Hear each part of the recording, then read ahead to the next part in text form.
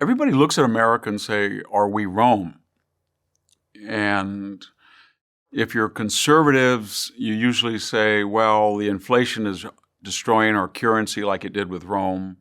And tribalism is destroying us because, like Rome, we have lost the ability to unite people under a common language, common tradition, common culture, and expand from the idea that what was once largely an Anglo-Saxon population, then a pan-European population, then an Eastern European, then an Asian, along with the descendants of slaves, and then a Latin American population. We could keep reinventing America. We're losing that ability with tribal politics, wokeness, this new idea that to cure racism, you must be racist, or to stop discrimination, you must practice discrimination.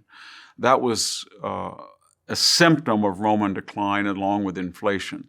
Another idea was that we're dealing with is very similar to Rome, is that once you have a republican government, you forget that there were certain conditions that created it.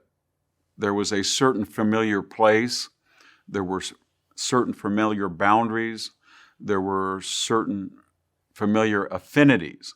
And when you expand that to Gaul, Hispania, Britannia, Germanic, parts of southern Germania, Dalmatia, Arabia, Judea, then you have to say to yourself, the Italian paradigm will work all over the world for people who don't speak Italian, have never been to Italy, will never go to Italy, but the mindset will be the same. And it works if you work at it.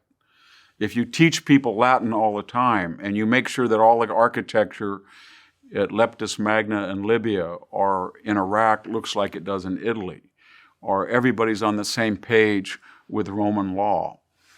But when you don't do that, and you say that that's unfair, or who you to put your values on other people, then it doesn't work. And so when we look at Rome, and I should say that there, scholars have noticed there's over 220 official published explanation for why Rome fell. But when we do look at Rome, I think you can see some affinities we all agree on. That the dollar is worth less and less each year. And we are printing money not on the basis of increased population and productivity, but just to print it. And that's a means of radical redistribution. That the debt that we're leaving to our children, each generation gets larger and larger. That people increasingly do not look like each other, which is okay, but increasingly they say to themselves that how I look is essential to who I am, and it's not incidental. And that's a pathway to destruction, as Rome learned with its own problems with tribalism. And then finally, I think this is very important, a nation has to have civic education. They have to know what the Constitution is. They have to know what the First Amendment is. They have to know what the Second Amendment is. They have to have some idea who the people were that died at Shiloh, what Okinawa was about, who died on a B-17 and why, who Andrew Jackson was, who Lincoln was, who Harriet Tubman was. We seem to know a lot about Harriet Tubman, but nobody knows who William Tecumseh Sherman was.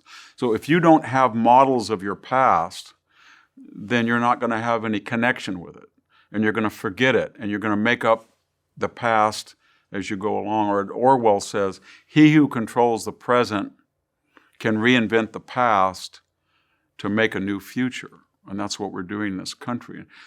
A country also has to have humility. You can't use the standards of the present and go back and say, look at those guys in covered wagons. They said racist things, and therefore we're not going to study them, or the Oregon Trail should be not mentioned. Before you can do that, you have to say to yourself, if I have 5 children and 2 of them die on the Oregon Trail because they don't have antibiotics or they have diphtheria, or I have 2,600 vision, but I can't get glasses and I can't see, or I don't know what the weather's going to be like tomorrow, I have no satellite. Or if I want a family of 5, my wife at 15 is going to have to be pregnant about 15 times because I know 5 births are not going to come to full term. Another 3 or 4, the child is going to be lost during childbirth. Another 2 or 3 are going to die from childhood diseases. Then she's not going to be emancipated because she's going to be pregnant from 15 to 40.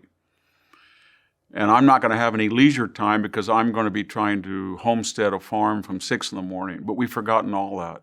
So we have all these leisured creatures in the university that says, I judge this person racist, this person is sexist, this luminary is no good because they don't fit my standards of iPhones and vacuum cleaners and jet travel. And it's absolutely absurd. They have no idea, this generation, what the future is going to say to us.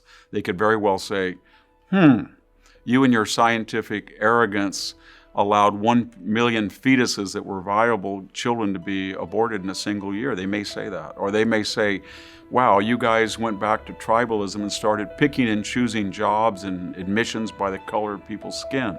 How reactionary was that? Every generation's got to be humble.